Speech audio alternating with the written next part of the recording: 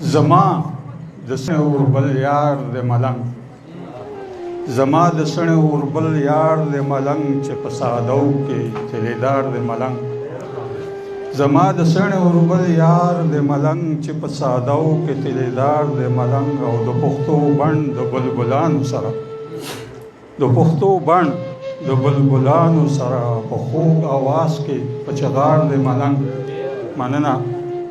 او عکس په هر کلام کې جوړ ښکاري، عکس په هر کلام کې جوړ ښکاري، د شاعرۍ په رنګ سنگار د ملنګ.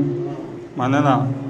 او ساده فطرت کې خاکساري چې لري، ساده فطرت کې خاکساري چې لري، د ملنګانو سب کې شمار د ملنګ.